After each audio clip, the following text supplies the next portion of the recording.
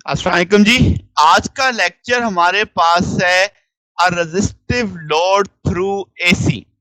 ठीक होगी बात। यानी हमने देखना है रेजिस्टेंस का बिहेवियर जब उसके साथ एसी सोर्स अप्लाई किया जाता है। तो अब हम देखेंगे कि आपके पास पोटेंशियल डिफरेंस और करंट कैसे बिहेव करते हैं। तो जनाब शुरू करते हैं टॉपिक। तो इसमें काफी कुछ आपको समझ आएगा। आपके लिए एक थोड़ा सा नए तरीके से देखेंगे। आप एक एसी सोर्स देख रहे हैं और आपको सिर्फ सर्किट में एक रजिस्टर लगा हुआ दिखाई दे रहा है। तो एसी सोर्स से जब करंट चलेगा, रेजिस्टेंस में से गुजरेगा, तो क्या एक पोटेंशियल डिफरेंस प्रोड्यूस करेगा। उस पोटेंशियल डिफरेंस को हम वी आर बोलेंगे और वहां से गुजरने वाला करंट आई आर अल्टीमेटली कहलाएगा। तो जनाब अगर हम एक लूप का रूल देखें, किरचॉफ सेकंड रूल देखें, तो sum of all potential changes should be equal to zero. तो ईएमएफ का सोर्स है, यहां से तो ईएमएफ गेन करेगा और रजिस्टर में से लॉस करेगा। तो मैंने लिखा E minus V R is equal to zero according to V R, Kirchhoff second rule के लिहाज से, किरचॉफ वोल्टेज रूल के लिहाज से। तो आप लिख सकते हो ई बराबर वी आर के, और ईएमएफ हमने पढ़ा E naught sine of omega T के तौर पे। यहां पे जो अब आपके पास हमें वी नॉट देखना है, यानी कि पोटेंशियल डिफरेंस जो आपके पास क्रॉस द रजिस्टर है वो इक्विवेलेंट आ रहा है किसके, ई नॉट के। आप कह लें कि आपके पास मैक्सिमम जो आपके पास वहां पे प्रोड्यूस हो रहा है। तो हम लिख सकते हैं V R is equal to V not sine of omega t. तो बात समझ आई कि जानी जो आपके पास पोटेंशियल डिफरेंस है वो जो आपके पास मैक्सिमम वैल्यू देखेगा रजिस्टर के गिर्द, वो उतना ही होगा जितना ईएमएफ ने मैक्सिमम ईएमएफ प्रोड्यूस की थी।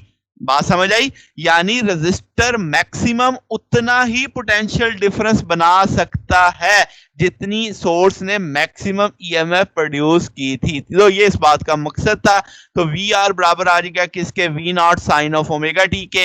यहां से अगर मुझे रजिस्टर देखना है तो हम जानते हैं कि आई आर बराबर होता है किसके, वी आर ओवर आर के। जस्ट ओम लॉ प्लेस किया है, वी आर की वैल्यू प्लेस की, वी नॉट ओवर आर को हम आई नॉट समझ सकते हैं।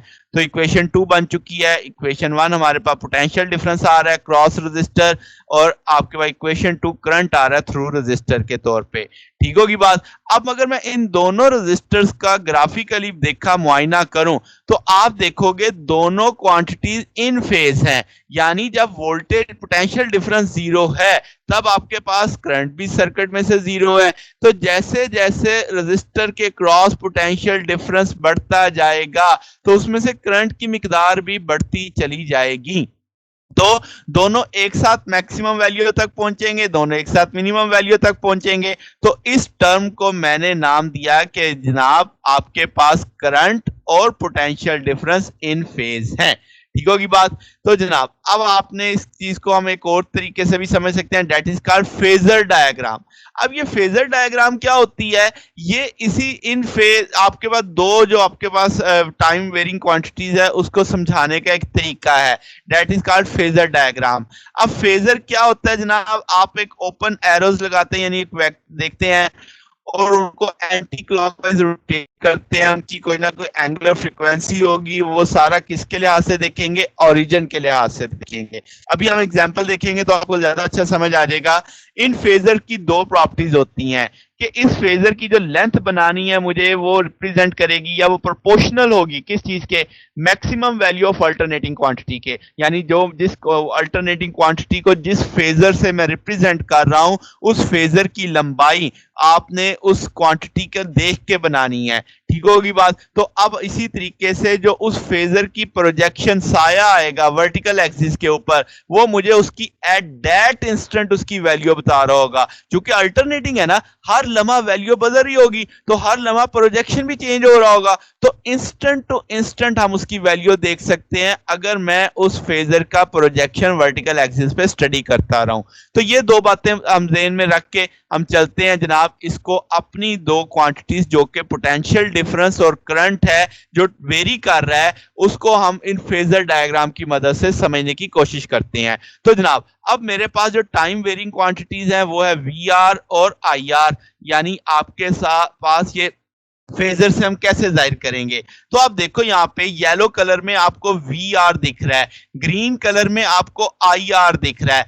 अगर आप यहाँ से देखते तो आप देख सकते थे कि आईआर का एम्पलीट्यूड ज्यादा है, वीआर का एम्पलीट्यूड कम है। तो जनाबे वाला जब मैं इनका फेजर बनाऊंगा तो इस बात को ध्यान में रखूंगा कि जो मेरे पास आईआर की लेंथ है वो मैंने ज्यादा रख दी और वीआर की लेंथ कम रखी, यानी उनके एम्पलीट्यूड के प्रोपोर्शनल मैंने चीज समझी। तो आपने लेंथ को पहले समझा कि फेजर की जो लेंथ है वो रिप्रेजेंट करती है उन क्वांटिटीज के एम्पलीट्यूड को।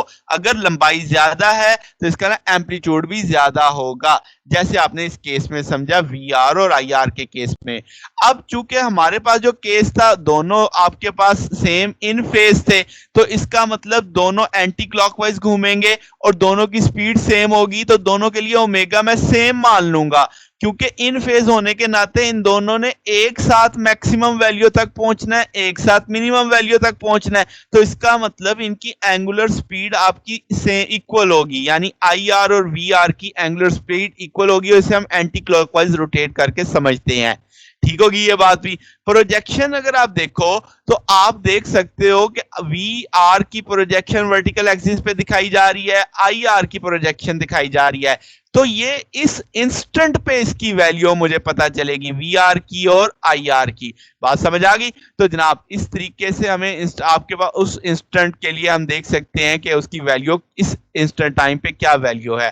फिर हम देखेंगे रोटेशनल एंगल। रोटेशनल एंगल जब हम देखते हैं तो जनाब आपके पास क्या है कि आपका फेजर जो आपके पास रोटेट कर रहा है किसी आप जहां पे आई आर और वी आर है, तो इन फेज होने के नाते इनकी एंगुलर स्पीड भी सेम थी, तो इनका रोटेशन एंगल भी सेम बनेगा। तो इसका ना वो एक साथ साथ क्या करते जाएंगे, रोटेट करते चले जाएंगे।